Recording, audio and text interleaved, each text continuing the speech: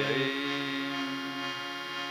वसुदेवसुतं देवं कंसचाणूरमर्दनं देवकी परमानन्दं श्रीकृष्णं वन्दे जगद्गुरुं। सिंहाद्रि शिखरे रम्यम् अत्रि अनसूयनन्दनं तं वन्दे परमानन्दं श्रीदत्तात्रेय जगद्गुरुं। श्रीदत्तात्रेय जगद्गुरुं। श्री गोपाल कृष्ण महाराज की जय। श्री दत्तात्रेय प्रभु महाराज की जय। पूजाताई वागोदकर, आपण स्वयंपाकघरामध्ये पोहोचा. पूजाताई. हे गोविंद हे गोपाल हे गोविंद हे गोपाल हे दयानिधान। हे गोविंद हे गोपाल हे दयानिधान। हे गोविंद हे गोपाल हे दयानिधान। प्राणनाथ अनाथ सखे प्राणनाथ अनाथ सखे प्राणनाथ अनाथ सखे प्राणनाथ अनाथ सखे दीन बंधु कृपा हे गोविंद हे गोपाल हे गोविंद हे गोपाल हे दयानिधान।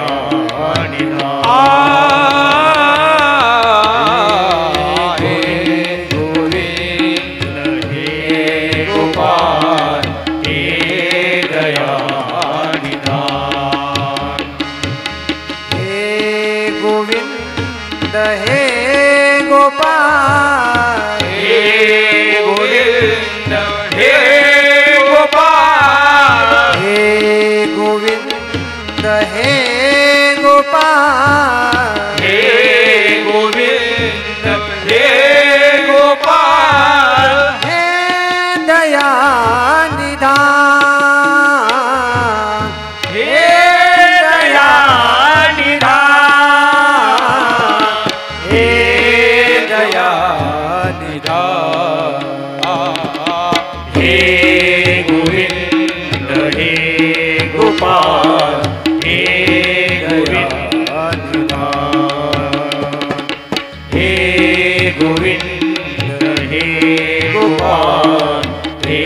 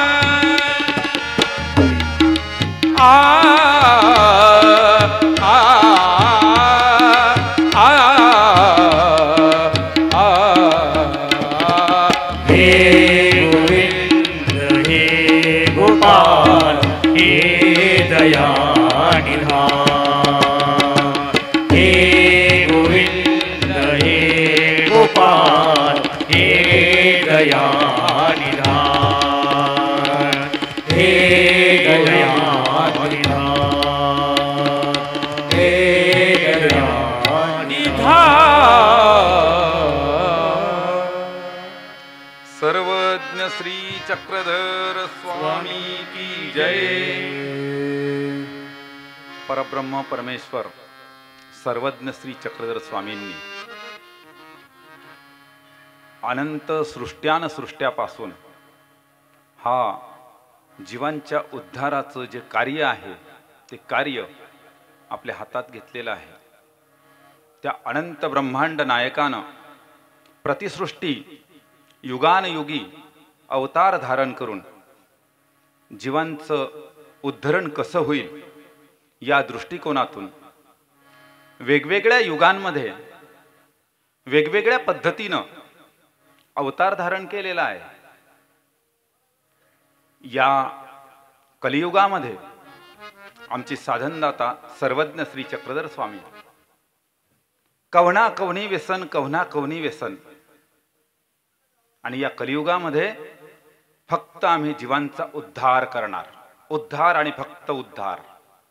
आणि त्या उद्धरणाचं जे कार्य आहे त्या कार्याचं बीजारोपण केलं आणि त्याचा जो हा वटवृक्ष या ठिकाणी झालेला आहे तो पुढच्या अधिकरणांनी पहिले आचार्य नागदेवाचार्य यांनी ही सुरुवात केली आणि आज पावेतो हा उद्धरणाचा वसा या भूतलावरती सुरूच आहे, अव्याहतपणे सुरूच आहे. अशा प्रकारचं परब्रह्म परमेश्वराच्या जीवोद्धरण कार्यामध्ये आपलाही खारीचा वाटा या ठिकाणी व्हावा, आपणही त्यामध्ये काहीतरी खारीचा वाटा उचलावा या सदहेतूने आमचे परमस्नेही आमचे बंधुराज परमपूज्य परमादरणीय श्रद्धेय वाघोदेकर बाबाजी यांनी श्रीमद उद्धरण प्रकरण या पोथीचं या ठिकाणी आयोजन केलं. या पोथीचे आयोजक बाबा आहेत आणि बाबांनी अशा व्यक्तिमत्वाला निवडलं की त्यांचा ब्रह्मविद्येमध्ये हातखंड आहे. ब्रह्मविद्या वाचस्पती अशा प्रकारची उपमा त्यांना दिली तर कमी नाही. अशा प्रकारचे विद्वान प्रकांड पंडित परमपूज्य परमादरणीय प्रातस्मरणीय त्रिकदंडीयुक्त असे आमचे आचार्य श्री या प्रकरणाचे प्रवाचक बाबाजी, त्याचप्रमाणे त्याच प्रकरणावरती चिंतन झालं पाहिजे आणि ते चिंतन अतिशय चांगल्या पद्धतीनं व्हावं यासाठी याची जी जबाबदारी आहे ते आमच्या बाबाजींनी सैंगराज दादा बिडकर यांच्याकडे दिलं. असे ते सैंगराज दादाजी बिडकर, त्याचप्रमाणे परमपूज्य परमादरणीय श्रद्धेय प्रातस्मरणीय मुरारीमल्ल व्यास बाबा, मुरारी व्यास बाबा, परमपूज्य परमादरणीय श्रद्धेय प्रातस्मरणीय पांचाळेश्वर निवासी मल्ले बाबाजी, त्याचप्रमाणे परमपूज्य परमादरणीय श्रद्धेय हरिपाळ शास्त्रीजी काका, त्याचप्रमाणे परमपूज्य परमादरणीय श्रद्धेय विलासराज दादा बिडकर, त्याचप्रमाणे परमपूज्य परमादरणीय दुसरे विलासराज शास्त्री बिडकर लांडगे, त्याचप्रमाणे परमपूज्य परमादरणीय आमचे ॲडव्होकेट श्रीनिवास दादाजी, त्याचप्रमाणे परमपूज्य परमादरणीय केसराज बाबाजी, त्याचप्रमाणे परमपूज्य परमादरणीय आमचे ज्यांच्याकडे माईक दिलेला असतो आणि ज्यांच्या पूसप्रश्नांनी आपल्याला या पोथीमध्ये आपण त्याला हिंदीमधून 4 चांद म्हणतो असे 4 चंद्र लावणारे असे राजकुमार दादाजी बिडकर, त्याचप्रमाणे परमपूज्य परमादरणीय श्रद्धेय ज्यांचं कालच आपल्या अमृतमय अशा वाणीतून ज्यांचं आपण संगीत प्रवचन ऐकलं असे देगावकर बाबाजी, त्याचप्रमाणे परमपूज्य परमादरणीय श्रद्धेय पुरुषोत्तम दादा, परमपूज्य परमादरणीय राजू दादाजी बिडकर, परमपूज्य परमादरणीय श्रद्धेय या ठिकाणी असलेले सर्वच ज्येष्ठ श्रेष्ठ संत महंत वासनिक बंधू तपस्विनी माता भगिनींनो, आणि मला या संगीतमय प्रवचनाला साथ देण्यासाठी आमचे नेहमीचे स्नेही श्रीमान सद्भक्त तुषार भाऊ पंजाबी उर्फ पिंटू भाऊ, त्याचप्रमाणे परमपूज्य श्रीमान सद्भक्त नरेंद्र भाऊ गुरव हे तबल्याची साथ आम्हाला नेहमीच देतात. आता या ठिकाणी असं झालेलं आहे की सर्वच विद्वान आणि सर्वच प्रकांड पंडित या ठिकाणी जमलेले आहेत. आणि माझं जे प्रवचन आहे, मी सुरुवातीलाच सांगून देतो, माझं जे प्रवचन आहे, जी आख्यायिका आहे, जी कथा आहे, तर ती फक्त आणि फक्त वासनिक बंधू आणि भगिनींसाठी आहे. या ठिकाणी या पंचक्रोशीतून या कार्यक्रमाच्या निमित्ताने जमलेले सर्वच अच्युत गोत्रीय बंधू आणि भगिनींनो, हा अशा प्रकारचा अमृताचा वर्षाव होणारा हा जो ज्ञानयोग आहे, हा जो ज्ञानयज्ञ आहे, ह्या ज्ञानयज्ञाला आपण जो भरभरून चांगल्या प्रकारे असा प्रतिसाद या ठिकाणी प्राप्त झालेला आहे. आणि आमचे जे वाघोदेकर बाबाजी आहेत, त्यांचं वाघासारखं काळीज आहे. एकदा का काम हातात घेतलं की ते तडीस न्यायचं म्हणजे न्यायचं, तिकडे काही झालं तरी चालेल, परंतु पूर्णत्वास नेल्याशिवाय आपण सोडायचं नाही, अशा प्रकारचं उद्दिष्ट डोळ्यासमोर ठेवून बाबाजींनी हा प्रपंच या ठिकाणी निर्माण केलेला आहे. आपण या ठिकाणी मी आज आपल्या सेवेसाठी मदळसेची जी कथा आहे, ती कथा, कारण मी आपल्यासाठी काल ठरवलेलं होतं की देवता भक्ती आणि परमेश्वर भक्ती, मिश्र भक्ती खंडन या विषयावरती मी बोलणार होतो, परंतु कालच देगावकर बाबांनी त्या विषयाला स्पर्श केला आणि म्हटलं, दररोजच एकच पदार्थ जर खाल्ला आणि गीता या विषयावरती ही 3 दिवसापासून चालू आहे, अशा प्रकारचं परत तेच खाल्ल्यापेक्षा थोडीशी चव वेगळी आली पाहिजे. आणि म्हणून मी मदळसा यासाठी माता भगिनींसाठीच फक्त निवडलेली आहे. पुरुष वर्गाचा त्यात काही संबंध नाही, परंतु त्यांच्या जोडीला पुरुष वर्गाची साथ असल्याशिवाय ते कार्य होऊ शकत नाही. म्हणून गृहस्थ श्रमियांसाठी ही कथा आहे. आजची जी कथा आहे ती फक्त आणि फक्त गृहस्थ श्रमियांसाठी आहे. म्हणून विद्वज्जनांना हात जोडून प्रार्थना करतो की माझ्याकडून जर काही चुकलं माकलं तर आपण या ठिकाणी पदरात घ्यावं. परब्रह्म परमेश्वर अनंत ब्रह्मांड नायक या मार्गासी आदिकारण श्री दत्तात्रेय प्रभू, या श्री दत्तात्रेय प्रभूंच्या पासून हा संपूर्ण जीवोद्धरणाचा जो वसा आहे तो वसा चालत आलेला आहे. महानुभाव पंथाच्या ब्रह्मविद्येमध्येच नव्हे तर ब्रह्मवैवर्त पुराण यामध्ये सुद्धा हरिहर ब्रह्मादिक हे जयाचे आज्ञाधारक, सर्व करता तोची देव पाडू जाता निरवयव, ज्याची कला लीला लाघव नेनती ब्रह्मादिक. अशा प्रकारची ओवी ब्रह्मवैवर्त या पुराणामध्ये सुद्धा सांगितलेले आहे की ब्रह्मा विष्णू महादेव या तिघांना बालक करण्याची ताकद ज्या परब्रह्म परमेश्वरामध्ये सैंग बाळक असताना होती. श्री दत्तात्रेय प्रभूंचं बालपणीचं नाव काय होतं? अत्रि ऋषी आणि अनुसया मातेच्या उदरी जन्माला आलेलं बाळ, त्या बाळाचं नाव ठेवलं सैंग ऋषी. सैंग ऋषी असताना श्री दत्तात्रेय प्रभूंनी ब्रह्मा विष्णू महादेव या तिघही देवांना बालक करून त्यांचा गर्वहरण केलेला होता. उमा रमा सावित्री या तिघही पत्न्या त्या ठिकाणी आल्या. अनुसया मातेला पाया पडतात आणि म्हणतात, बाई आमचे जे पती आहेत ते आम्हाला परत द्या.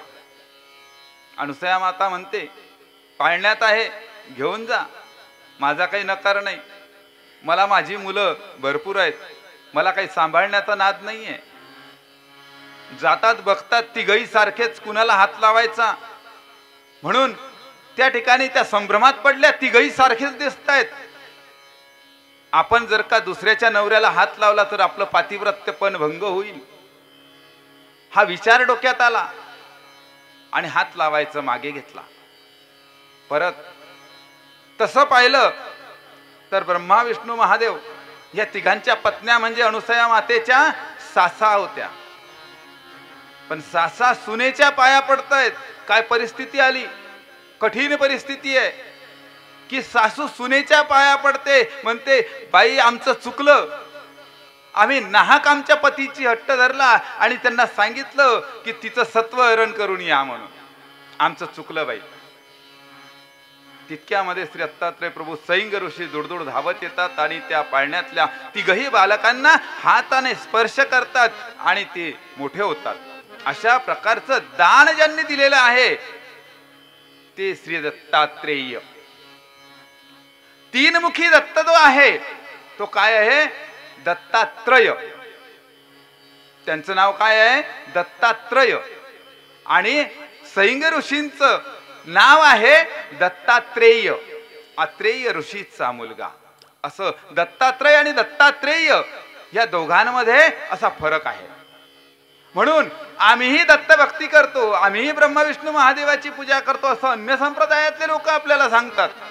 परंतु त्यांच्या सांगण्यामध्ये आणि या समजण्यामध्ये खूप फरक आहे. परब्रह्म परमेश्वराची भक्ती करणं हे वेगळं आणि देवतेची भक्ती करणं हे वेगळं आहे. अशा प्रकारच्या श्री दत्तात्रय प्रभूंची भक्ती करणारी, त्या भक्तिरसामध्ये न्हावून निघालेली अशी एक माता होती. ती कोण होती? मदलसा माता.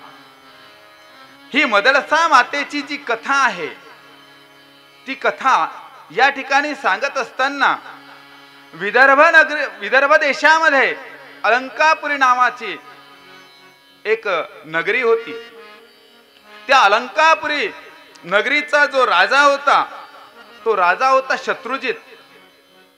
काही ठिकाणी त्याचं नाव येतं सत्राजित. सत्राजित म्हणा का शत्रुजित म्हणा, परंतु शत्रूला परास्त करून शत्रूवरती विजय मिळवणारा तो शत्रुजित. अशा प्रकारचा तो राजा होता. आणि त्या राजाचा मुलगा होता हा ऋतुध्वज.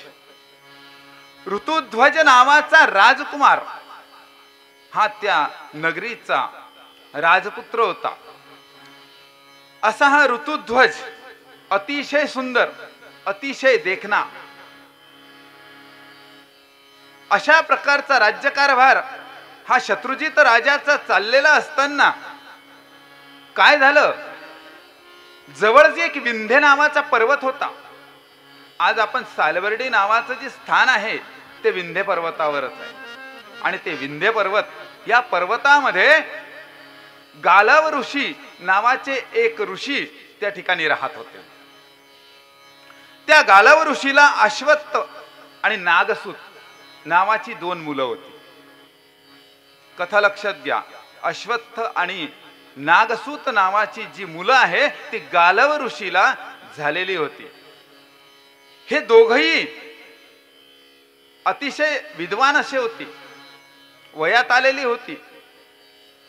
नेहमी अरण्यामध्येच राहायचं आणि त्यांना एक दिवशी कंटाळा आला. कंटाळा आल्यानंतर काय होतं की थोडस बाहेर फिरून यावं, भटकून यावं, अशा प्रकारची मनाची जी वृत्ती आहे ती मनाची वृत्ती त्यांची झाली. आणि त्या मानसिकतेतून ते दोघंही फिरायला निघाले. फिरत फिरत अरळकावती जी नगरी आहे, अलंकावती, त्या ठिकाणी येऊन पोहोचले.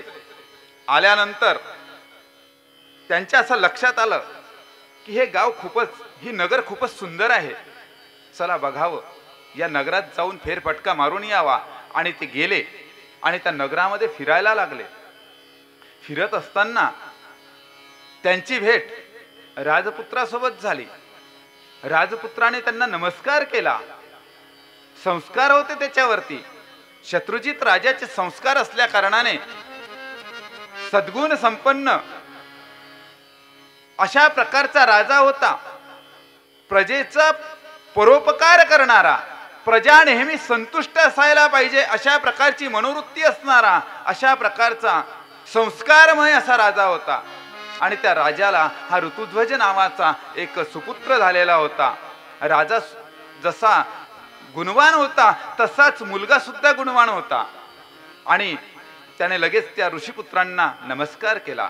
नमस्कार केल्यानंतर आमच्या राजवाड्यात चला असं आदरातिथ्य करण्यासाठी आपल्या राजवाड्यात घेऊन गेला. राजाने त्या ठिकाणी त्यांचा यथोचित सन्मान केला. यथोचित सन्मान केल्यानंतर मग संध्याकाळ होते आणि ती ऋषीपुत्र म्हणतात की आता आम्हाला घरी जायला पाहिजे, नाहीतर आमचे वडील चिंता करतील की दोघही मुलं सकाळपासून गेलेले आहेत, ते अजूनपर्यंत पोहोचले नाही, कुठे गेले, काय झालं, काय नाही, काही माहिती नाही. त्या ठिकाणी ते परत जातात. परत गेल्यानंतर गालव मुनी त्यांना विचारतात, अरे बाबांनो, मी सकाळपासून तुमची काळजी करतोय, तुमची वाट बघतोय, कुठे गेला होतात? काळजीच्या सुरामध्ये दोघांना विचारलं. दोघांनी सांगितलं, नम्रतेने हात जोडले आणि विनम्रपणे, तात आम्ही अरळकावती नगरीमध्ये गेलो होतो, त्या ठिकाणी आम्हाला राजपुत्र भेटला, ऋतुध्वज नावाचा राजपुत्र भेटला. शत्रुजित नावाचा राजा त्या ठिकाणी राज्य करतोय. अतिशय महान प्रतापी आणि खूप पराक्रमी राजा आहे तो, खूप वैभव संपन्न आहे. त्या ठिकाणी ती नगरी जी आहे ती अतिशय वैभव संपन्न आहे. अशा त्या नगरीमध्ये आम्ही गेलो आणि त्यांचं ते वैभव पाहून आम्ही आश्चर्यचकित झालो. गालव मुनींच्या मनामध्ये विचार आला, आपल्याला नेहमीच एक तालकेतू नावाचा एक राक्षस आहे आणि तो नेहमीच आपल्याला त्रास देतो, आपल्या यज्ञादी कर्मामध्ये बाधा आणतो, डुकराचं रूप धारण करतो आणि या ठिकाणी यज्ञविधीमध्ये भंग पाडतो. आपले बरेचसे यज्ञ त्या तालकेतू मुळे भंग पावलेले आहेत.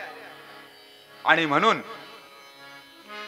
गालव ऋषीच्या मनामध्ये विचार आला की आपण का नाही राजाकडे जायचं आणि राजाकडून मदत मागायची. आणि म्हणून राजाची मदत मागण्यासाठी ऋषी आपल्या ऋषी पुत्रांना घेऊन त्या ठिकाणी राजदरबारामध्ये जातात. आणि राजदरबारामध्ये गेल्यानंतर मग त्या ठिकाणी काय करतात, राजाला विनंती करतात, आपण महान पराक्रमी, महान त्या ठिकाणी आपलं तेज आहे आणि आपल्या मुलाची कीर्ती सुद्धा आमच्या मुलांकडून आम्ही ऐकलेली आहे की ऋतुध्वज हा राजपुत्र अतिशय पराक्रमी आहे आणि त्याला भरपूर अशी शस्त्र अस्त्राची माहिती आहे असं माझ्या मुलांकडून मला समजलेलं आहे.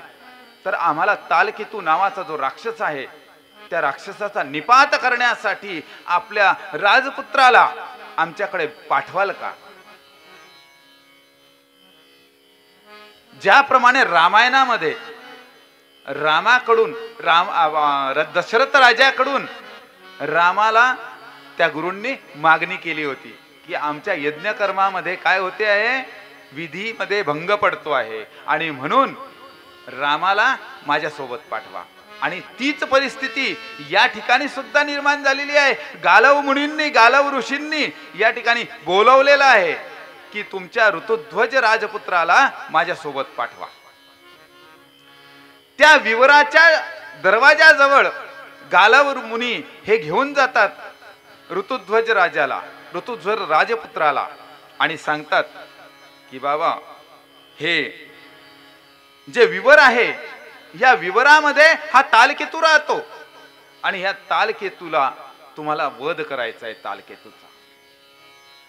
तालकेतूचा वध करणं ही सोपी गोष्ट नव्हती, परंतु ऋतुध्वज सुद्धा पराक्रमी होता आणि त्यामुळे ऋतुध्वजाने आपली शस्त्र अस्त्र संपूर्ण सज्ज होऊन त्या विवरामध्ये कुठलीही भीती बाळगली नाही, कोणत्याही प्रकारचं मनामध्ये दहशत निर्माण होऊ दिली नाही.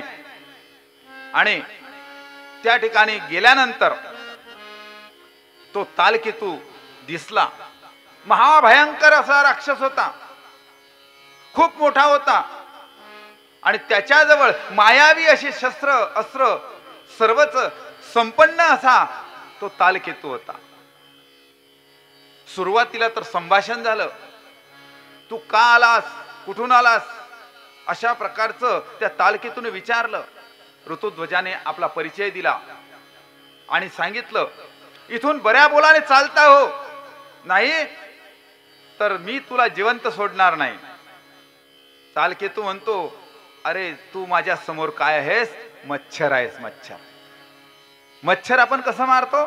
टाळी वाजवली की मच्छर मारतो. अशा टाळी वाजवण्यासारखं मी तुला मारून टाकेल म्हणे. अशा प्रकारचं बोलल्यानंतर ऋतुध्वज म्हणतो, तुझ्या बोलण्याला मी घाबरणार नाही, मी भिणार नाही. तुला असं वाटतं की मी तुझ्या बोलण्याने भयभीत होईल? आणि ऋतुध्वज राजाने आपलं तीर कमान काढलं, धनुष्याला बाण लावला आणि बाण सोडला. दोघांचं घनघोर असं युद्ध झालं, महाभयानक असं युद्ध झालं.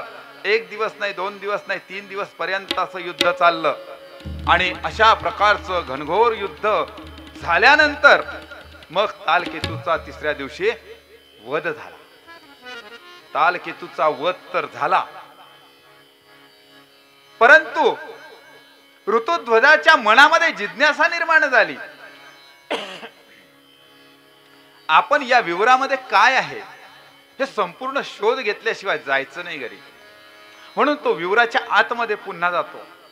आतमध्ये गेल्यानंतर मायावी एक महल त्याला त्या ठिकाणी दिसतो, अतिशय सुंदर, संपूर्ण 5 स्टार हॉटेल सारखी संपूर्ण सुसज्ज अशी व्यवस्था त्या ठिकाणी केलेली होती.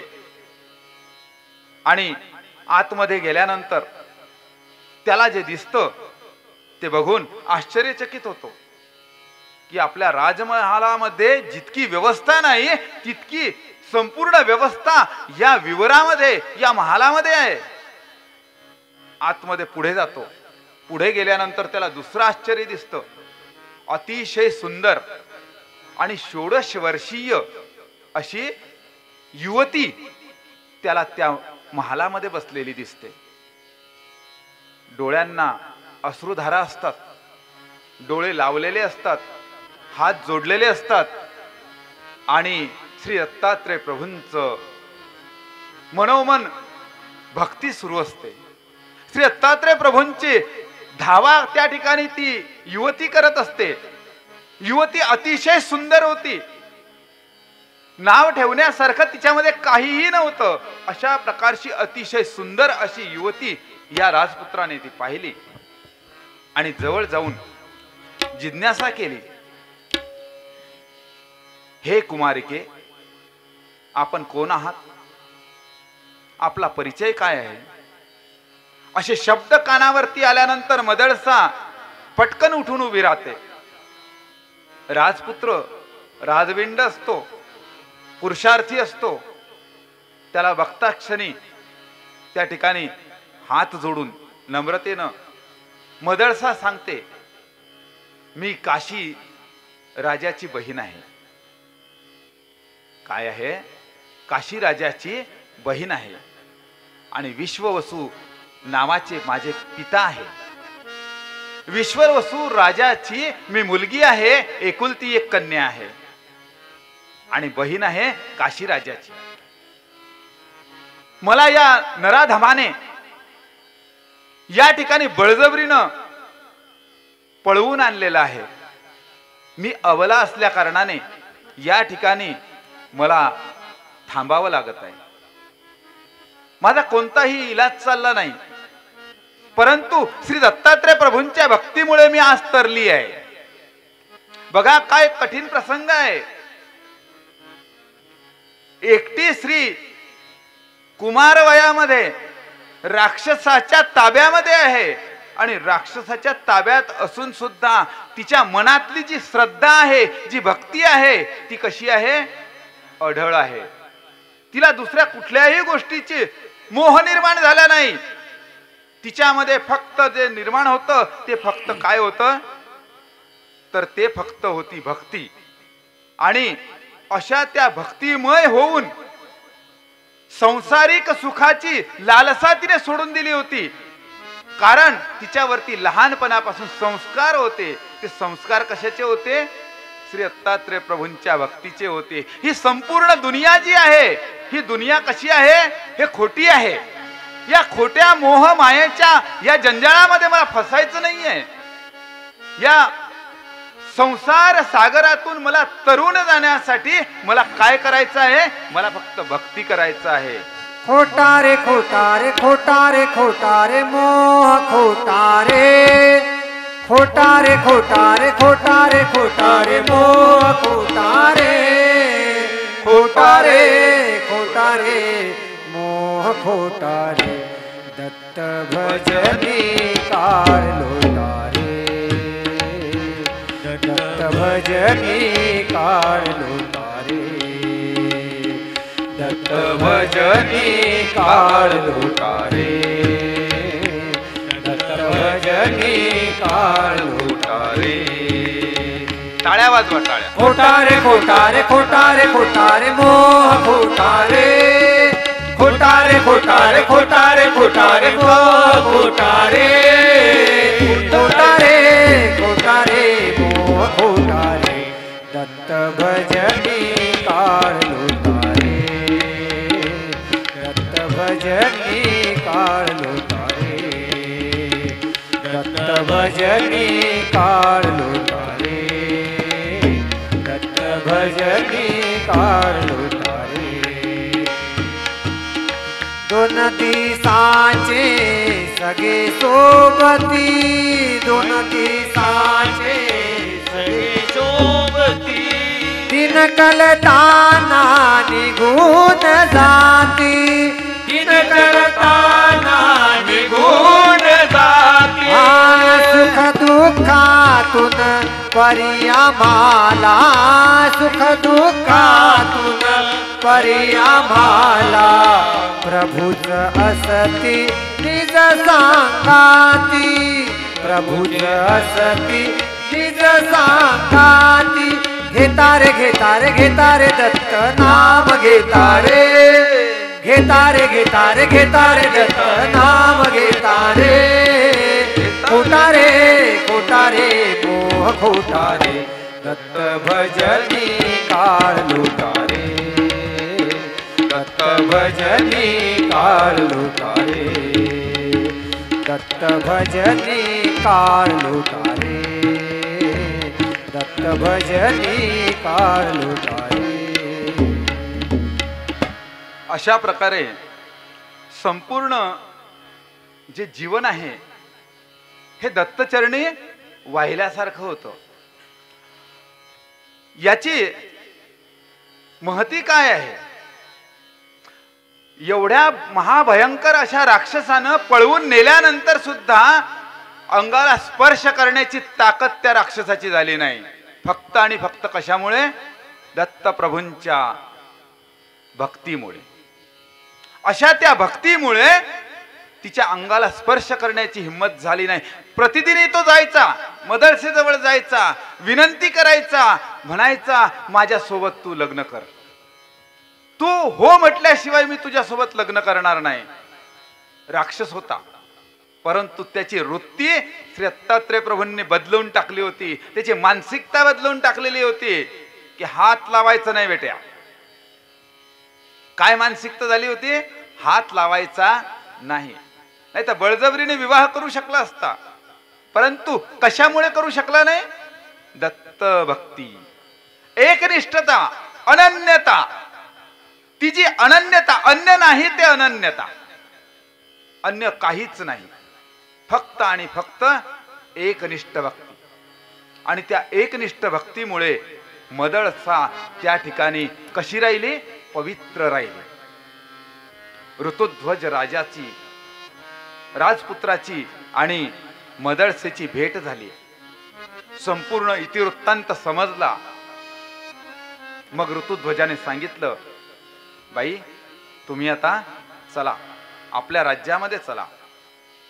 त्या ठिकाणी गालव मुनी, दोन्ही ऋषीपुत्र, ऋतुध्वज राजपुत्र आणि मदळसा सर्वचे सर्व राजदरबारात आले. राजाला संपूर्ण वृत्तांत सांगितला.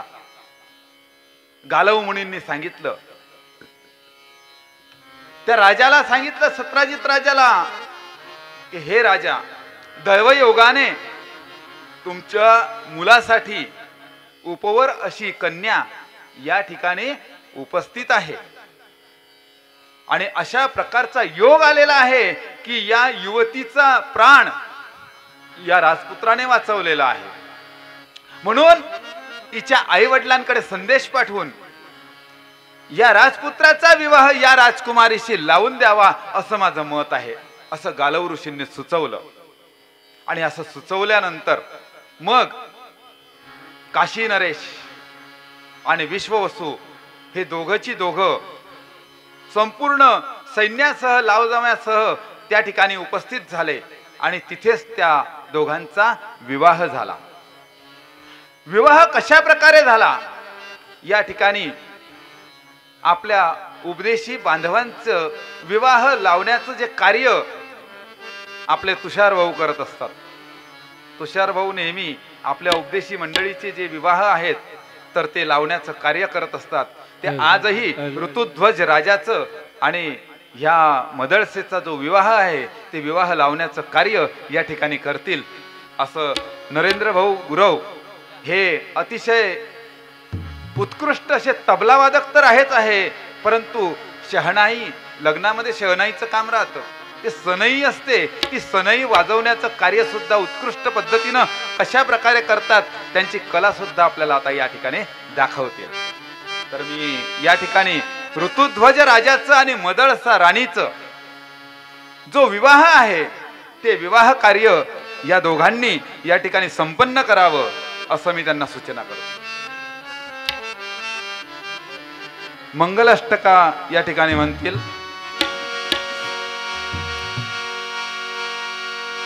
श्री कृष्ण यदुवंश दीपकरा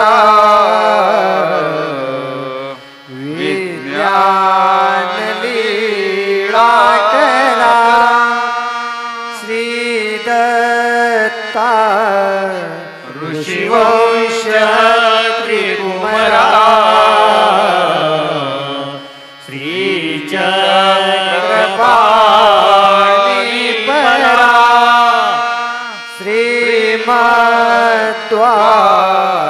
द्वारावतीचरा प्रभुपरा निर्लेप जीवोद्धरा श्रीमच्चक्रधरा कृपा गुणवरा सर्वे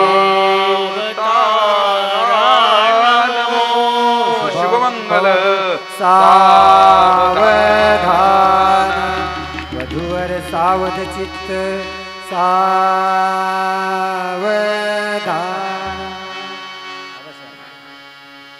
आता सनई या ठिकाणी नरेंद्र भाऊ वाजवतील या ठिकाणी.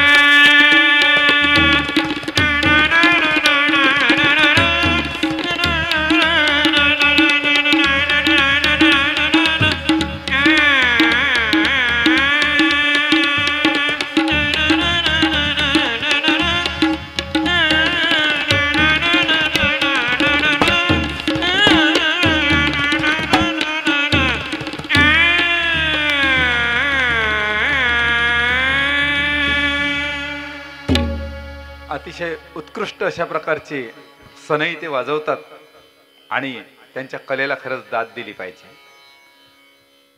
सनई वाजवून तबला वाजवणं एवढी सोपी गोष्ट नाही आहे. नुसती सनई वाजवता येईल, परंतु सनई वाजवून तबला वाजवणं आणि तेही ताला सुरात, अशा प्रकारचं उत्कृष्ट असं त्यासाठी त्यांच्यासाठी एकदा आणखी पुन्हा टाळ्या वाजवा. असं मदळसा राणी आणि ऋतुध्वज राजा दोघंही विवाह बंधनामध्ये अडकलेले आहेत आणि विवाहाच्या बंधनामध्ये बांधल्या गेल्यानंतर त्यांच्या जीवनाची जी बाग आहे ती फुलायला सुरुवात झाली. पहिलं फूल त्या ठिकाणी आलं. अतिशय आनंद झाला नगरीमध्ये. गुढ्या तोरणं उभारल्या गेली. आनंदोत्सव साजरा झाला. संपूर्ण नगरीमध्ये त्या ठिकाणी आनंदाची दिवाळी झाली. पहिलं अपत्य झालं, तो मुलगा झाला आणि राज्यामध्ये आनंदोत्सव, त्या आनंदाला उधाण आलेलं होतं. चंद्राच्या कलेप्रमाणे बालक हा दिवसेंदिवस वाढायला लागला. अतिशय ओजस्वी तेजस्वी असा तो राजकुमार, अतिशय संस्कारमय अशा वातावरणामध्ये मदळसा राणी या बालाचं संगोपन करत होती. बालपणापासूनच बाळकडू, त्याला बाळकडू का म्हणत असतील? बाळकडू म्हणण्याचं उद्देश काय आहे? बालकाला जे हवं ते न देता त्याला जे नको ते देणं म्हणजे त्याला बाळकडू म्हणतात. लक्षात घ्या माता भगिनींनो, त्याला जे हवं ते न देता त्याच्यासाठी काय चांगलं आहे ते देणं म्हणजे ते बाळकडू. ते त्याला पाजल्या गेलं पाहिजे, त्याच्यावरती त्याचे संस्कार झाले पाहिजे. ते संस्कार होणं अतिशय महत्वाचं आहे. आणि अशा प्रकारचे संस्कार मदळसा माता कुठले संस्कार देत होती? कोणत्या प्रकारातले संस्कार होते ते? प्रभू भक्तीचे. श्री दत्तात्रय प्रभूंची भक्ती करायची. श्री दत्त प्रभूंच्या व्यतिरिक्त आपल्या जीवनामध्ये अन्य काहीच नको. आपलं जे जीवन आहे ते संपूर्ण आपलं काय करायचं आहे? दत्त प्रभूंच्या चरणी समर्पित करायचं आहे.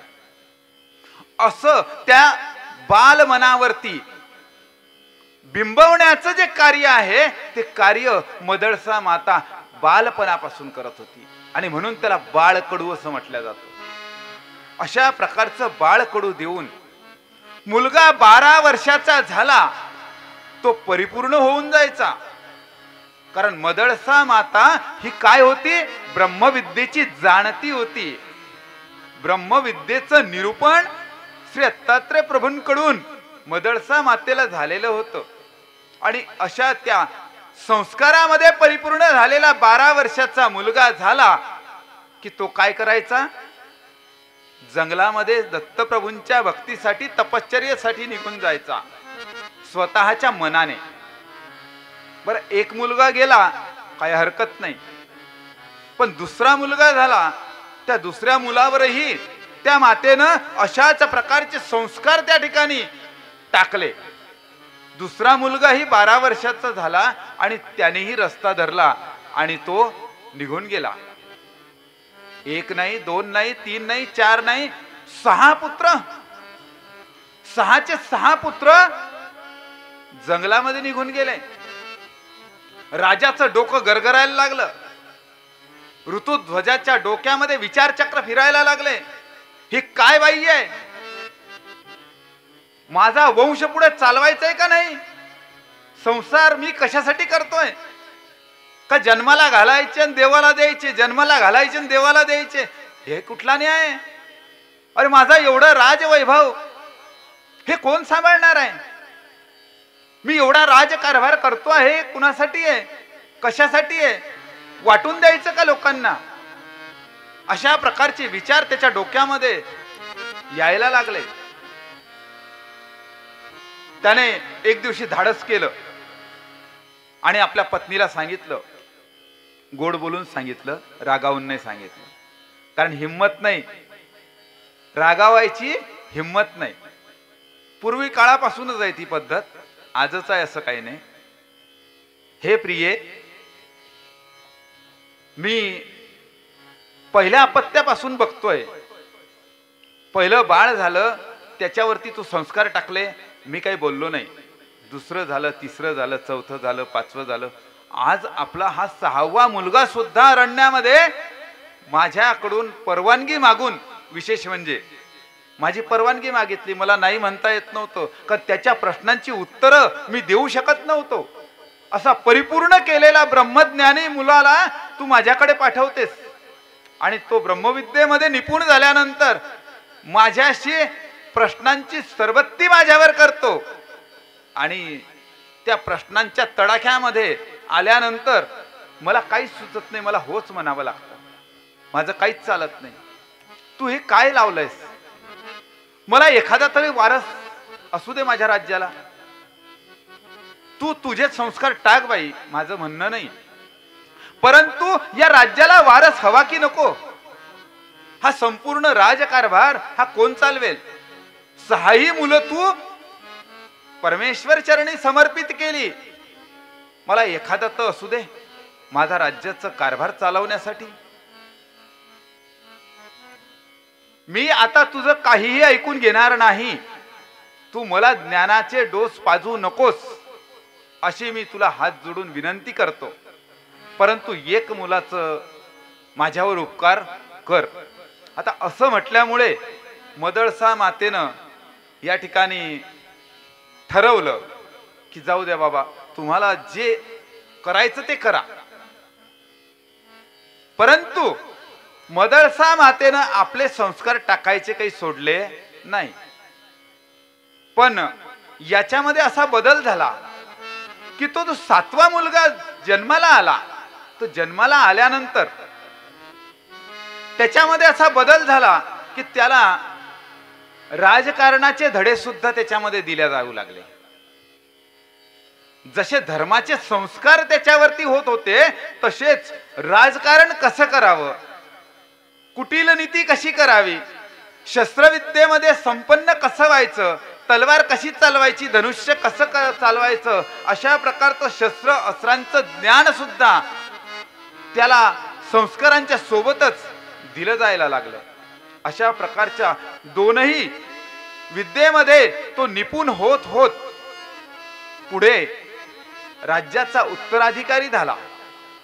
राज्याचा उत्तराधिकारी झाल्यानंतर काही दिवसांनी ऋतुध्वज राजा जो होता, तो ऋतुध्वज राजा शारीर व्याधीने तो मरण पावतो. मरण पावल्यानंतर ह्या अरळकावरती संपूर्ण राज्याची जी जबाबदारी आहे ती या अरळक राजावरती येते.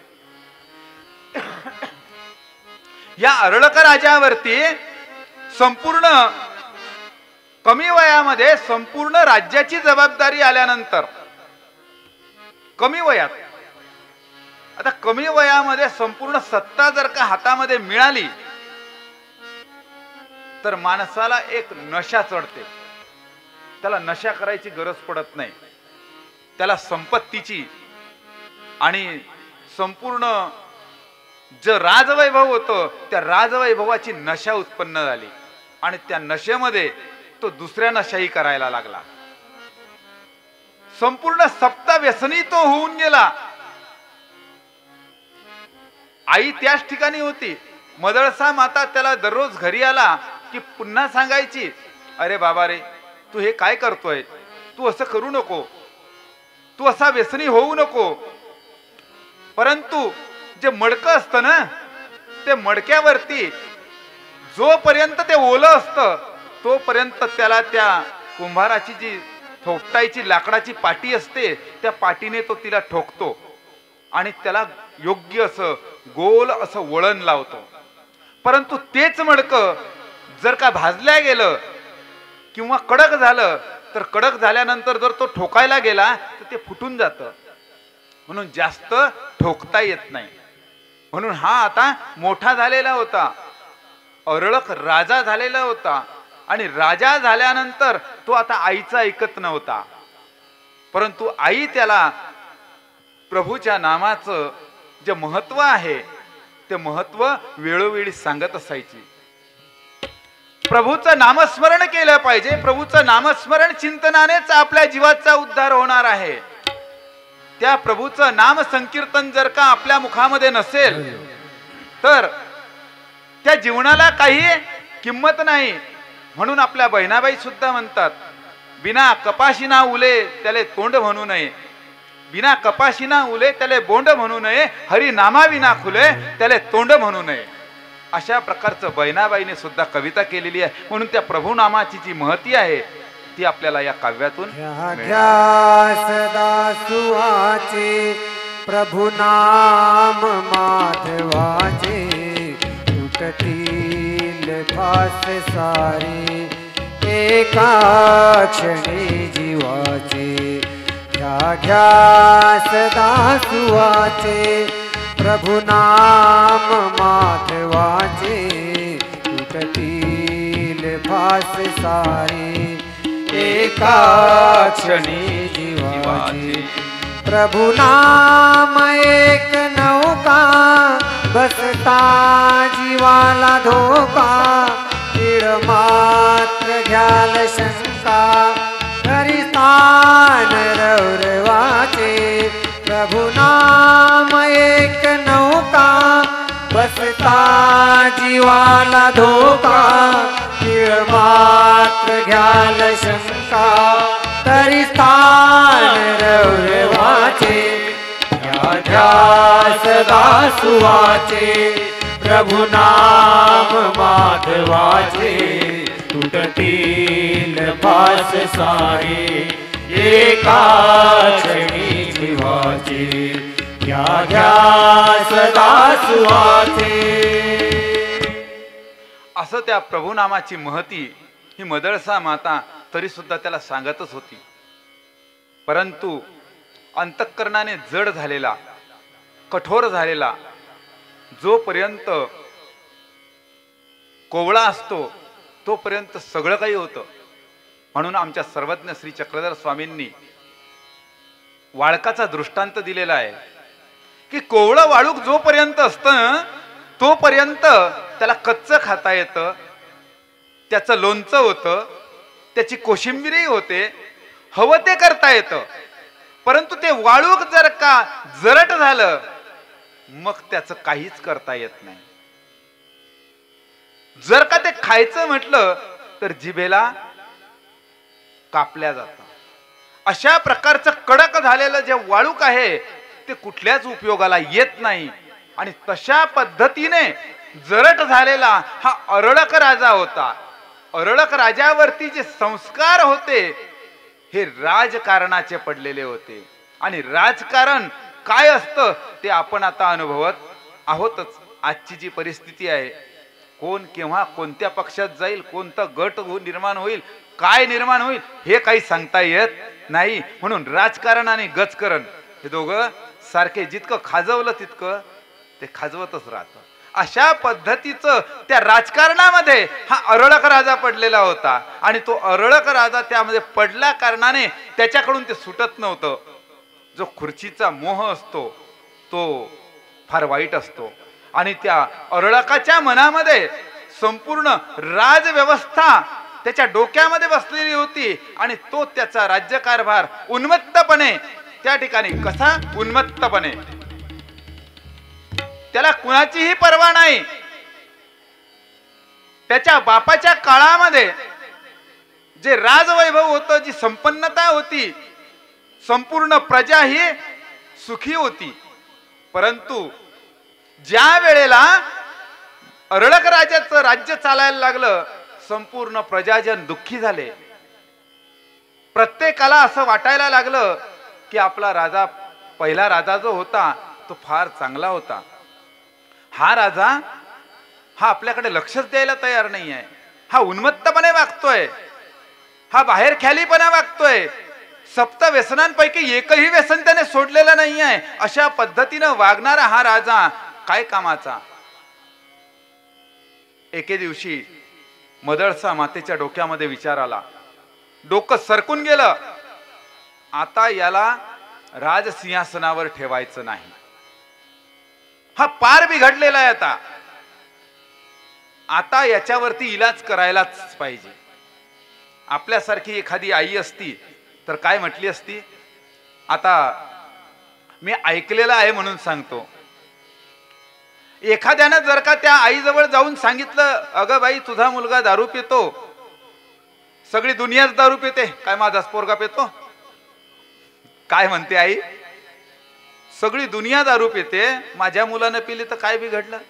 अशा प्रकारची जर आई असेल तर ते मुलगा सुधरेल का. त्या मुलाला वळण लागेल का. अजिबात लागणार नाही. आणि त्याच्यामध्ये संस्कारच राहणार नाही. कारण आईच जर का असं म्हणते तर मग मुलाची त्याच्यामध्ये काही चुकी नाही. आणि म्हणून या ठिकाणची माता तशी नाहीये.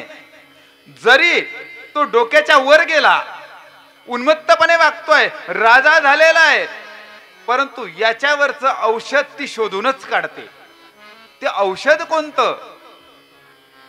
ती आपल्या मुलाजवळ जाते, मुलाला सांगते, अरे बाबा रे, मी आता की नाही, आता खूप थकली आहे आणि आता मला ईश्वर भक्तीसाठी निघून जायचं आहे. परंतु बाळा, यदा कदाचित तुझ्यावर जर का एखादं कोणतं मोठं घोर भयानक असं संकट येईल आणि त्यावेळेला तुला असं वाटेल की नाही, आता मला जगताच येणार नाही, माझा जगून काही फायदाच नाही, अशा प्रकारचं महाभयानक असं संकट आल्यानंतर माझं एकच म्हणणं ऐक. फक्त संकट आल्यानंतर श्री दत्तात्रय प्रभूंना शरण जायचं, दुसरं काहीच करायचं नाही. सिंहाद्री पर्वतावरती श्री दत्तप्रभूंना शरण जायचं, तुझं सगळं दुःख आधी व्याधी सगळं नाहीसं होऊन जाईल. अशा प्रकारचा उपदेश ती माता करते आणि त्या ठिकाणाहून निघते. ती काय जंगलात जाण्यासाठी निघत नाही. ती कुठे जाते. ती जाते आपल्या भावाकडे, आपल्या वडिलांच्या गावाला जाते, माहेराला जाते. माहेराला गेल्यानंतर भावाजवळ जाते, काशीराजाला म्हणते,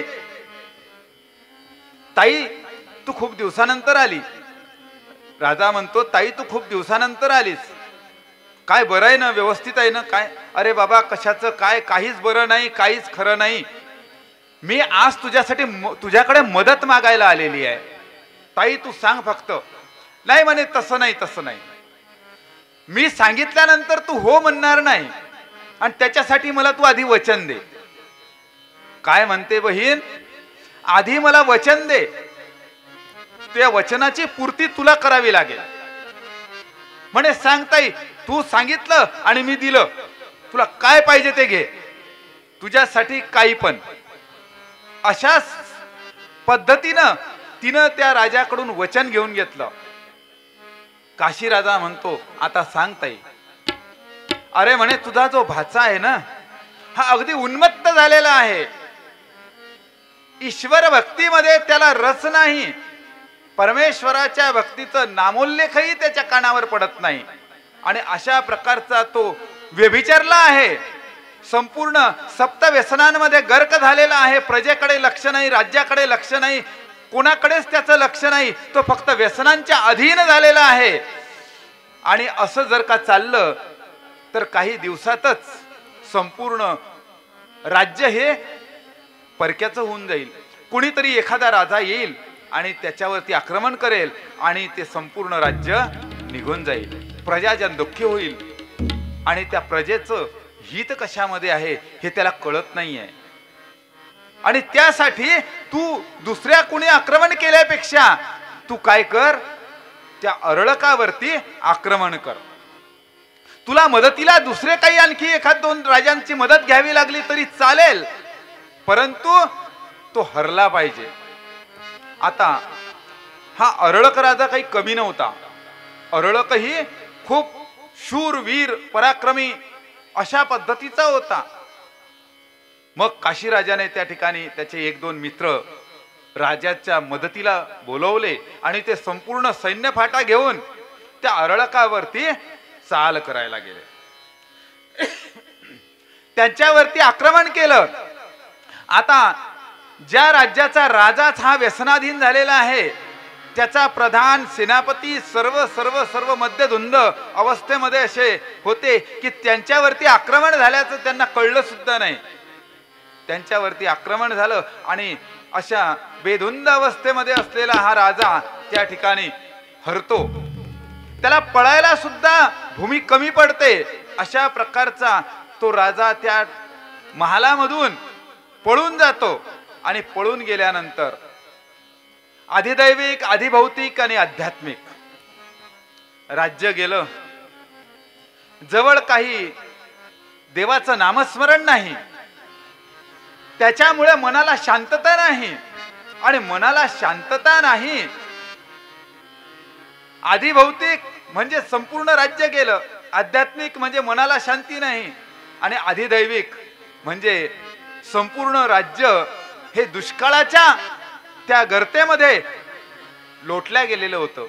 आणि अशा प्रकारचं व्यवस्था झाल्यानंतर तीनही प्रकारचे जे ताप आहे ते अरळकाला झाले, अधिदैविक, अधिभौतिक आणि आध्यात्मिक. अशा त्रयतापांनी हा अरळक राजा हा अग्नी दुःखाग्नीने होरपळून निघाला. होरपळून निघाल्यानंतर मग त्याचे जे विवेक आहे तो विवेक जागृत व्हायला लागला. प्रत्येकाजवळ विवेक असतो.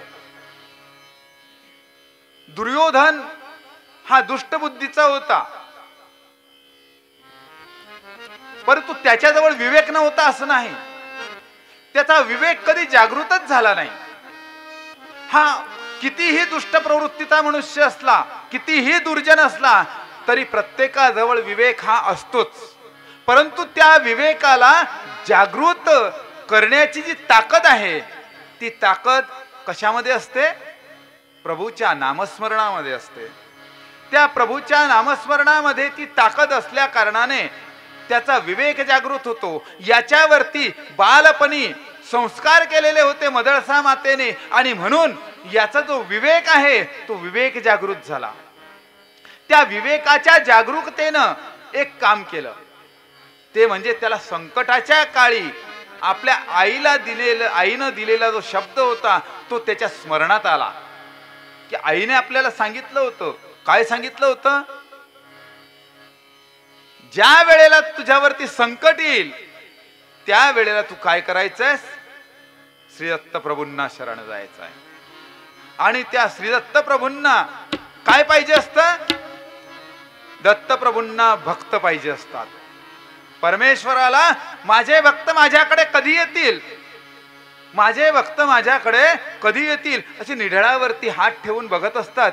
परमेश्वराला ही जी जीव खाली माना करून, खाली तोंड करून जे बसलेले आहेत, स्वामी म्हणतात हे कधी माझ्याकडे वर मान करून बघतील आणि माझ्याकडे कधी येतील, यांच्या येण्यासाठी ते वाट बघत असतात.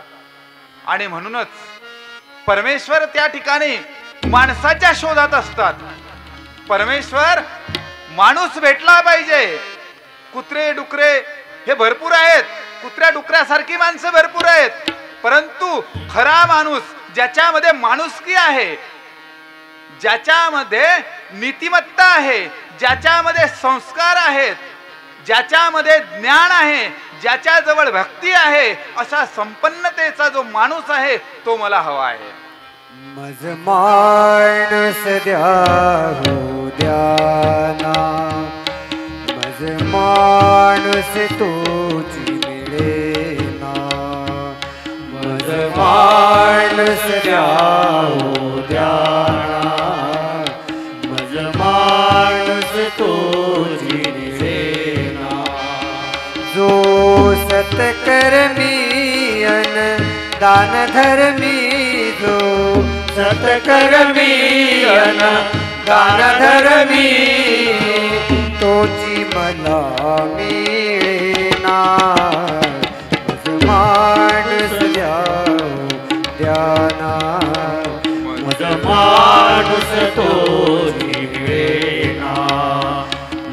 माणूस द्यावो ध्याना मज माणूस तोची मिळेना जो एकांती शांत बसे तो प्रभु चरणावर लीन से जो एकांती शांत बसे तो प्रभु चरणावर लीन से प्रभु नाम मध्ये लीन से तोची मला मिळेना मज माणूस द्यावो ध्याना मज माणूस तोची मिळेना मज माणूस द्यावो ध्याना मज माणूस तोची मिळेना. अशा पद्धतीचा माणूस परमेश्वराला पाहिजे आहे आणि प्रभूची भक्ती करण्यासाठी अशा माणसाची आवश्यकता आहे. अरळक राजाच्या डोक्यामध्ये आईनं सांगितलेले जे शब्द आहे ते आठवायला लागले आणि त्याची दिशा बदलली. माणसाला जीवनामध्ये दिशा मिळण्यासाठी योग्य ते मार्गदर्शन हवं असतं आणि ते जे मार्गदर्शन आहे ना ते मार्गदर्शन करणारा गुरु जर का आपल्या जीवनामध्ये चांगला मिळाला तर आपल्याला कशाचीच कमतरता पडणार नाही. त्या गुरुची आवश्यकता आहे, तो मार्गदर्शन करणाऱ्याची आवश्यकता आहे आणि अशा प्रकारचं मार्गदर्शन आपल्या जीवनामध्ये मिळाल्यानंतर तो परमेश्वर आपल्याला लांब नाही.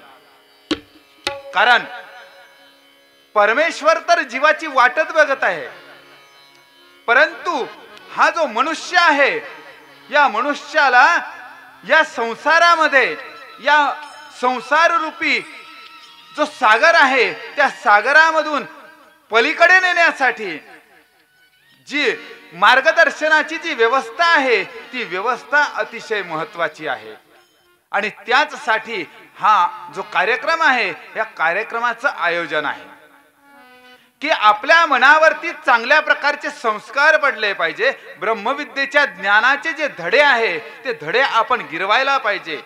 अशा पद्धतीनं या कार्यक्रमाचं हे आयोजन करण्यात आलेलं आहे. अरळक राजा हा संपूर्ण राज्य कारभारामध्ये व्यस्त होऊन सप्तव्यसनांचे ढांडाळ करत राहिला. त्यावेळेला त्याला विवेक सुचला नाही, परंतु ज्या वेळेला त्याच्यावरती संकट आलं, कारण आपली पद्धतच तशी आहे, अंगाला आला ताप तर म्हणे देव माझा मायबाप आणि अंगाचा गेला ताप तर मी तुझा बाप, अशा पद्धतीची मानवाची अवस्था असल्या कारणाने म्हणून या ठिकाणी अरळक राजाची सुद्धा तीच परिस्थिती झालेली आहे. आता अधिदैविक आदिभौतिक आध्यात्मिक अशा त्रैतापाग्ने अग्नीमध्ये होरपळून निघालेला आहे आणि श्रीदत्त प्रभूंची आठवण झालेली आहे. त्याची दिशा बदलली. लगेच माहूर पर्वताकडे तो वळलेला आहे, सिंहाद्री पर्वताकडे, आणि माहूरच्या दिशेनं त्याने कूच केलेला आहे आणि तो त्या सिंहाद्रीच्या पर्वतरांगांमधून चाललेला आहे. सिंहाद्रीच्या पर्वतरांगांमधून जात असताना त्या शिखरावरती पोहोचला आणि तिथे एक मातंगाच्या वेशामध्ये श्री दत्तात्रय प्रभूंचं दर्शन झालेलं आहे. श्री दत्तात्रय प्रभूंचं दर्शन झाल्यानंतर याने पाहिलं एक ओजस्वी तेजस्वी आहे तर मातंग, परंतु यांच्या देहाची जी तेज आहे तो तेजपुंज जो चेहरा आहे तो तेजपुंज चेहरा पाहून हा त्या ठिकाणी नतमस्तक झाला आणि नतमस्तक झाल्यानंतर पायावरती लोटांगण घेतलं आणि श्री दत्तात्रय प्रभूंनी फक्त एकच शब्द त्या ठिकाणी उच्चारला, शंभोली शंभोली शंभोली. शांत हो शांत हो शांत हो. त्याच्या ठिकाणी असलेले ते त्रयताप जे होते, तीनही प्रकारचे अधिदैविक आदिभौतिक आध्यात्मिक त्रयताप नाहीसे होऊन गेलेले, शांत झालेला आहे राजा. एका क्षणात क्षणमात्रे शांतविला. एका क्षणामध्ये तो अरळक राजा त्याचं जे होरपळून निघालेला होता आतून बाहेरून तो पूर्णपणे शांत झाला. आणि असा शांत झाल्यानंतर मग श्री दत्तात्रय प्रभूंचे श्रीचरण धरले आणि त्या ठिकाणी श्री दत्तप्रभूंनी आपलं संन्यासी वेशामध्ये मग पुन्हा आणखी त्याला दर्शन दिलेलं आहे. आणि ते दर्शन दिल्यानंतर त्याला ब्रह्मविद्येचा उपदेश केला. उपदेश केल्यानंतर त्याच्या त्या जीवत्वाच्या स्वरूपावरती जो गंज चढलेला होता तो गंज निघून गेला. तो कार्बन आलेला होता. बघा, आपल्या घरातली जी लाईट आहे त्या लाईट वरती, त्या वायरीवरती जर का कार्बन आलेला असला तर आपल्या घरातली लाईट लागत नाही. तो कार्बन साफ केला की लाईट स्वच्छ लागतो. लूज कॉन्टॅक्ट असतो तो निघून जातो. आणि अशा प्रकारचं कार्बन काढण्यासाठी हे उद्धरण प्रकरणाचं जे कार्यक्रमाचं जे आयोजन आहे ते आयोजन या ठिकाणी करण्यात आलेलं आहे. ते मळब साचलेलं आहे अन्य भक्तीचं.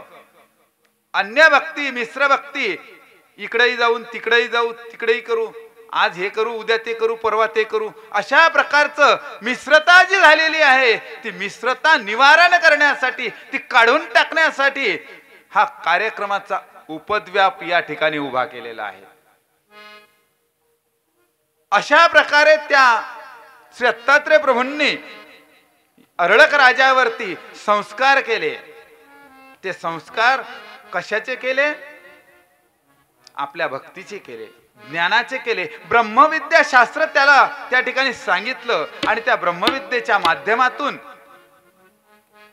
त्याचा जो आलेला जो मळब होता तो मळब नाहीसा झाला. आणि तो मळब नाहीसा झाल्यानंतर त्याची चित्तवृत्ती पुन्हा आणखी जागृत झाली आणि तो आणखी दत्तात्रय प्रभूंच्या भक्तीमध्ये तल्लीन झाला. ही वार्ता आईला समजली, मदळसेला समजली. काशीराजा आणि मदळसा माता हे त्या ठिकाणी सिंहाद्री पर्वतावरती श्री दत्तात्रय प्रभूंच्या दर्शनासाठी येऊन पोहोचले आणि संपूर्ण परिवार या ठिकाणी आलेला आहे. आणि संपूर्ण परिवार आल्यानंतर मग यांच्या गाठी भेटी झाल्या, सर्वांना आनंद झाला. आणि मदळसा माता म्हणते, मी धन्य झाली. बाबांनी आपल्याला पोथीमध्ये सांगितलं की मदळसा मातेनं म्हटलेलं होतं की जो माझ्या गर्भामध्ये आला त्याला पुन्हा गर्भात येण्याची आवश्यकता पडायला नको, अशा प्रकारचे पद्धतीचे मुलं मला या ठिकाणी झाले पाहिजे. आणि त्या मदळसा मातेनं त्याच पद्धतीनं संस्कार त्या ठिकाणी टाकलेले आहे. संपूर्ण 7ही मुलांवरती एकही मुलगा वाया जाऊ दिला नाही. त्या मदळसा मातेचं जो हा गुण आहे तो आमच्या प्रत्येक माता भगिनींनी तो आपल्यामध्ये आणला पाहिजे, उतरवला पाहिजे. 7 नको, तुमचे 7 नका देऊ, पण एक तरी माझा मुलगा धर्माला लागला पाहिजे. एक तरी मुलगा माझा धर्माला लागला पाहिजे, मी त्याला आश्रमात दिलं पाहिजे. अशा प्रकारची पद्धती आपल्यामध्ये सुरू झाली पाहिजे. पूर्वीच्या काळी आपल्याकडे आपल्या भागामध्ये ही पद्धत होती, परंतु आताच्या काळामध्ये आपल्या या खानदेशामध्ये ही पद्धत जणू काही बंदच पडली. ती स्कीम बंद करण्यात आली. अशा प्रकारचं असतं ना काही, की सरकारने एखादी स्कीम काढली आणि ती बंद केली. तशा पद्धतीनं मला वाटतं जवळपास आपण ठरवून घेतलेलं असावं की आता ही स्कीम आपल्याला राबवायची नाही आणि त्या पद्धतीनं आता ती स्कीम पुन्हा सुरू करावी असं मला वाटतं. आणि आपल्या ह्या सर्व माता भगिनींनी एक लक्षात घ्यावं की ती मदळसेचा जो गुण आहे, कोणता गुण घ्यायचा आहे? आपल्या बाळावरती लहानपणापासून संस्कार टाकायचा आहे. आणि लहानपणापासून संस्कार टाकण्यासाठी 8 वर्षाचा मुलगा झाला की त्याला काय करायचं आहे? उपदेश द्यायचा आहे. आता एक झालेला आहे, उपदेश दिला की आपलं कर्तव्य संपलं, उपदेश घेतला की आपलं काम संपलं. म्हणजे काय? नामस्मरण करायचं नाही, भक्ती करायची नाही, कुठं देवपूजेला जायचं नाही, फक्त काय करायचं? एकदाचे कान फुकले, आपलं काम संपलं. अशा पद्धतीनं नकोय. तर ते पूर्णत्वास गेलं पाहिजे, शेवटाला गेला पाहिजे, त्याचा उद्धार झाला पाहिजे. या दृष्टिकोनातून आपण शेवटपर्यंत त्याच्यावरती संस्कार टाकायचे आहे. आपली जी जिद्द आहे, आपली जी चिकाटी आहे ती सोडायला नको. मदळसेनं तिची जी जिद्द आहे, ती चिकाटी आहे, ती सोडली नाही. अरळक जरी उन्मत्त झाला तरी सुद्धा तिनं तिची जिद्द जी आहे की याला मी ईश्वर भक्तीला लावेलच, अशा प्रकारची मनाच्या ठिकाणी जिद्द पकडली. आणि म्हणून त्या मदळसा मातेचा अरळक सुद्धा दत्तात्रय प्रभूंना शरण गेला. ती जिद्द आणि चिकाटी आपल्यामध्ये ठेवायची आहे. आणि आपण या ठिकाणी जो वसा आहे कुणाचा, परब्रह्म परमेश्वराचा, ज्योत धरणाचा वसा, त्याच्यामध्ये आपल्याकडून खारीचा वाटा हा आपला पडला पाहिजे. आणि आपल्याकडूनही काहीतरी भक्ती ही झाली पाहिजे. अशा पद्धतीनं आपण माता भगिनी, वासनिक बंधू भगिनींना ही सूचना आहे की आपण आपल्यातला जी मदळसा आहे, प्रत्येकामध्ये आहे ती माता, ती मदळसा काय करायची, आपल्याला जागृत करायची आहे की आपल्या मुलावरती संस्कार झाले पाहिजे. आणि ते संस्कार आपण या ठिकाणी टाकावे. म्हणून परमपूज्य परमादरणीय श्रद्धेय वाघोतकर बाबा यांनी या ठिकाणी या संपूर्ण कार्यक्रमाचं आयोजन केलं. आणि या आयोजनातून आपणा सर्वांना या भक्तिरसामध्ये न्हावून निघावं यासाठी हा उपक्रम राबवला. आणि या उपक्रमाच्या माध्यमातून आज ही माझ्याकडे ही सेवा देण्यात आली. त्यासाठी मी आयोजक मंडळी, विशेषतः मल्ले बाबा, देगावकर बाबा, वाघोदेकर बाबा आणि हे संपूर्ण संयोजक मंडळ जे आहे यांना मी धन्यवाद देतो. आणि अशा प्रकारचा त्यांनी स्तुत्य असा उपक्रम या ठिकाणी राबवला, मला सेवा करण्याची संधी दिली, त्याबद्दल त्यांना धन्यवाद देतो. आणि माझे हे लांबलेली सेवा संपवतो. दंडवत प्रणाम. सर्वज्ञ श्री चक्रधर स्वामी. बाहेर न उठू नका. 2 मिनिटं जागा. 1 मिनिट जरा, 1 मिनिट फक्त. 2 मिनिटं जागेवर बसा.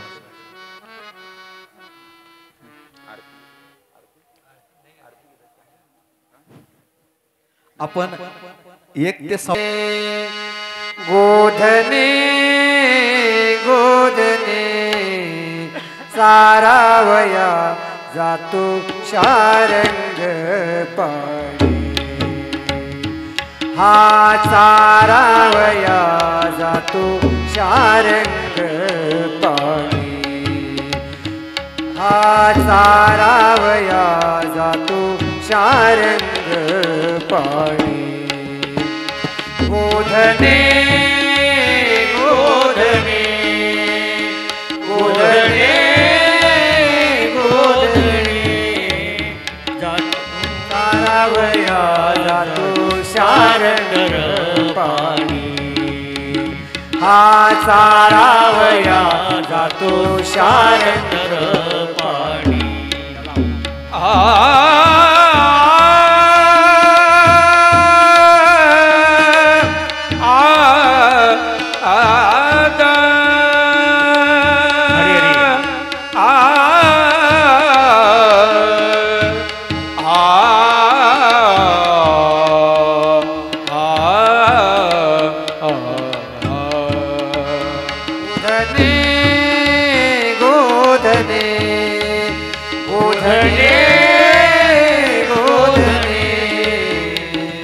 सारावया जातो शारंग पाणी. हा सारावया जातो शारंग पाणी. माऊली प्रभू माऊली, माऊली कृपा माऊली. हा माऊली कृपा माऊली. आमुची चक्रधर माऊली, आमुची चक्रधर माऊली, आमुची चक्रधर माऊली. माऊली कृपा माऊली, माऊली कृपा माऊली. आमुची चक्रधर माऊली, आमुची चक्रधर माऊली, आमुची चक्रधर माऊली.